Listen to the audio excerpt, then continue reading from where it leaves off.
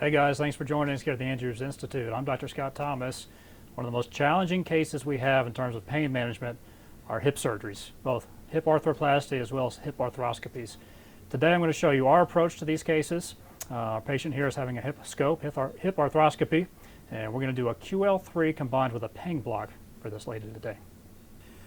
So first things first, we want to make sure that the patient's in a good position. So we're going to start with a QL3 block. It's a lot easier to get her going supine after she's received some sedation than the other way around. So that's the reason for doing it in this order. But for a QL block, we have her down on her non-operative side. Knees are bent. Help open up this space a little bit. We want to make sure the bed is flat, that she's not elevated at the head of the bed. Otherwise, that's going to constrain our working space here. So we're going to use a curvilinear probe for this. We need a wide angle view, and we also need that increased reach with the depth of a curvilinear probe. It'd be really hard to do this block purely with a linear probe. So I'm going to feel the iliac crest. We're going to go just off the top of that iliac crest. And what we're looking for, the most consistent landmarks are going to be bony landmarks. So at the bottom of the screen, you're going to see the vertebral body. And we're probably somewhere around L3. Doesn't really matter exactly where, but just above that iliac crest is going to get us in a good position. And we're going to make some subtle movements with that probe. What we're looking for is a transverse process, and we're going to see that come off that vertebral body.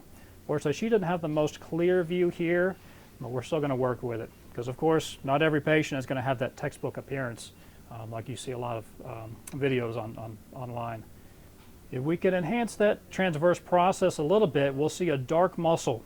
I've just seen it described as kind of a flag on the flag pole of the transverse process, and that dark muscle is going to be our quadratus lumborum muscle. And there's several different locations that you can inject around that muscle. We're going to focus on the QL3, or the anterior quadratus lumborum block today. I think that's the most direct approach to the nerves that we're targeting. The other locations will eventually get to those nerves, but in a more indirect route. So we're going to go after them, make sure we get a good block on this. This is really a volume block. We want to make sure we use an adequate volume of local anesthetic, at least 30, if not a little bit more.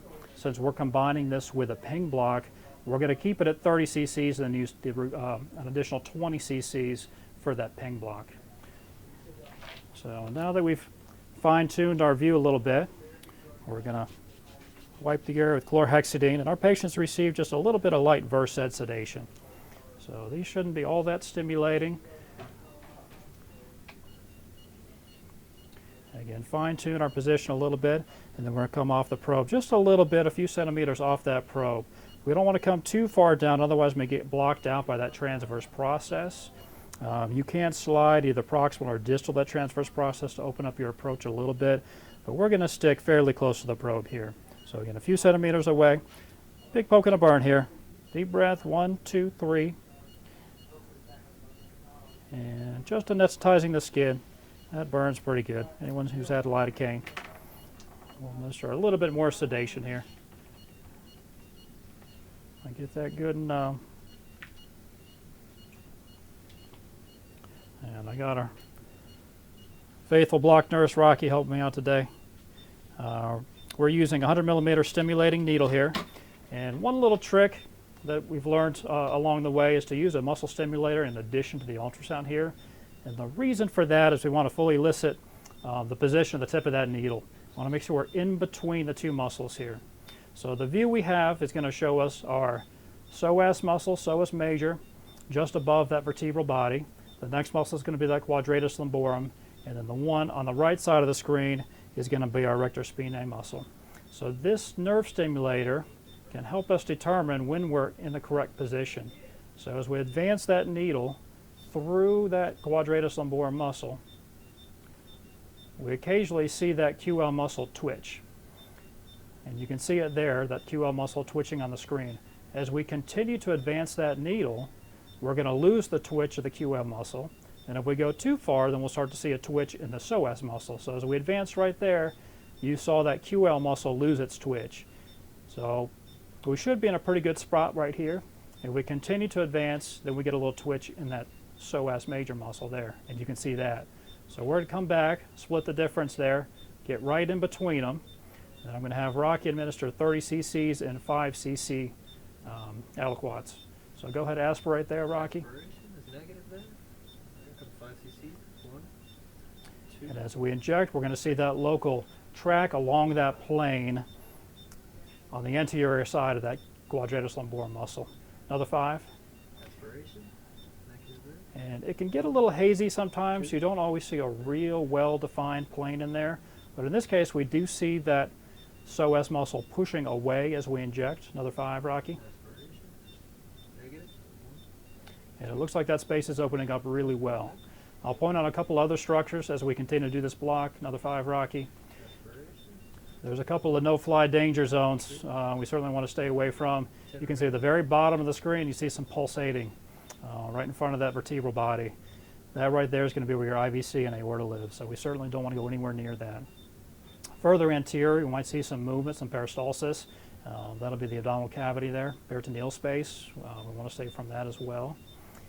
Other than that, as long as you're confident in the muscles you're looking at, this is a fairly low-risk block. Keep going there. Another 5. It is possible, particularly in smaller patients, to get some muscle weakness. One of the main goals of this block is that it's typically motor sparing. But there is a risk of getting some quad weakness if that local were to track down to where we do our lumbar plexus block. There's some potential risk of quad function. So I do tell our recovery room nurses when they're getting the patient up for the first time, just go slow, make sure that that patient has good muscle function. Keep going there, Rocky. Another 5. And this will be a total of 30 cc's for this quadratus lumborum block. All right.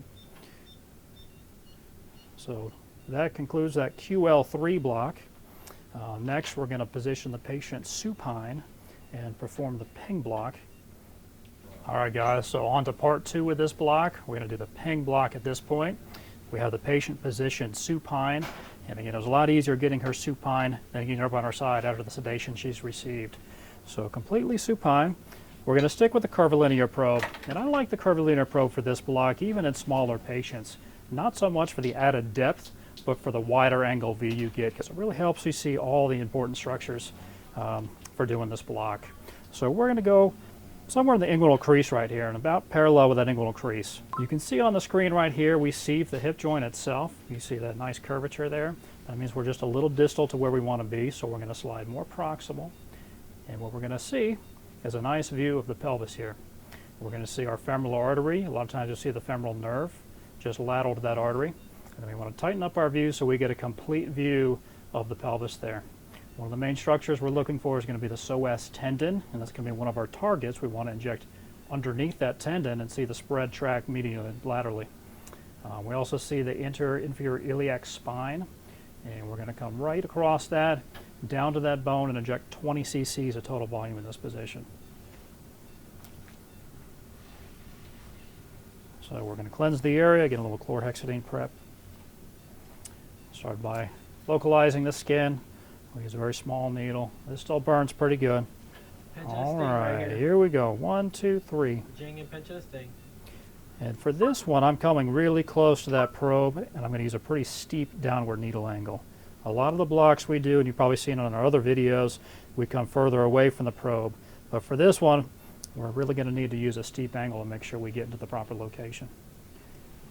And with the needle technology these days, you'll still see that needle pretty well. They have those echogenic markings on them that really help the visibility of that needle. So you can see I'm using a pretty steep angle. I like to support my hands, make sure we have a nice stable support here. And then we're going to insert right down to the bone itself. And that can be a little sensitive. As we get down to the bone, a lot of times they'll react to that. Nice slow deep breath. We're going to pull off just a little bit and then start our injection. So again, we're going to do 5 cc's at a time. And it's not always obvious. Sometimes you don't always see that local spread, but we're just going to work over towards that tendon, continue to slowly inject. And we'd like to see that tendon start to push up a little bit as we get underneath it. Keep going there, Rocky. Another 5 at a time. And again, I'm right on that bone, so that can be uncomfortable. She's moved on me a little here, so affecting our view to some degree. We want to be careful that we don't see that local anesthetic spreading up along that femoral nerve. Can that defeat one of the purposes of doing this block, which should be purely sensory? We're catching some of those articular branches as they run to the hip joint. If we see that spread up towards that femoral nerve, then we risk getting that quad weakness and a true femoral block. So we want to avoid that. That would certainly increase their fall risk. Keep going there, Rocky, another 5. So we can see just a little movement underneath that tendon. And the last 5. And that'll complete our block with 20 cc's total. Very good. And that'll be it for that. So again, you see what we do for our hip surgeries. These are challenging cases. These nerve blocks combined with multimodal analgesia and a lot of reassurance certainly help with these patients. They still hurt afterwards. I wouldn't expect a complete analgesic block here, but they're certainly a major benefiter to doing these surgeries. Thanks for joining us. I hope this helps, and you can put it to use in your own practice. Come see us again soon at Andrews.